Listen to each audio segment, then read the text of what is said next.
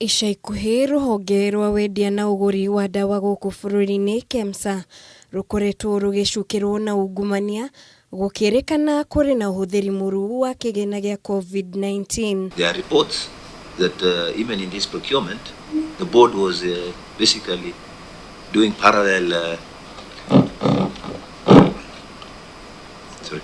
The board was actually doing even parallel procurement. Na umuthi uria urari murugamiriri munene ruhonge-ini ruu Jonah Manjari ni egutanyitwo gwikinyia mbere ya kamiti ya Senate kuheana riboti njithiranu ya uria ruhonge ruu rukoretwo rukihuthira kigina indi ndanahota gukinya giikaro-ini giki. Riboti ikiuga akoretwo akiamukira urigitani thibitari-ini munene wa Kenyatta. We mean business as a committee, and we are very, very disappointed that the CEO is not here today, because this is the man who oversaw all this rot in KEMSA.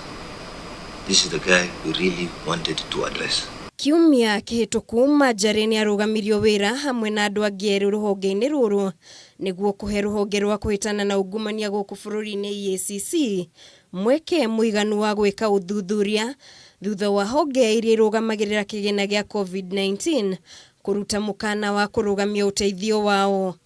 The donors are even threatening to take away money. I'm told 400 billion is at stake because of an issue caused by one man who has failed to appear here today. Ruhonge rwa KEMSA rucukirwo ungumania wa makiria ma ciringi bilioni 7.7 cia muingi gukirikana rukoretwo rukigura indo na thogora wa maita meri ma uria kwagiriire. Why are we going to lose 400 billion shillings in donor aid? Because of his mismanagement. So those are the issues we are faced with. And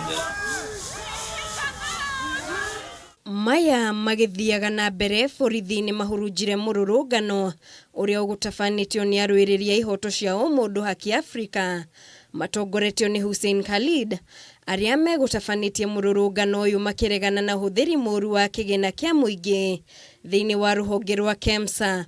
Kenyan government knows the thieves, and it is time they must arrest these thieves. We do not want to die in our hospitals. Hospitals are run by money, and if this money is being stolen, we will not have hospitals. Gerifotera Kameme TV, Jetagwo Murige wa Gure.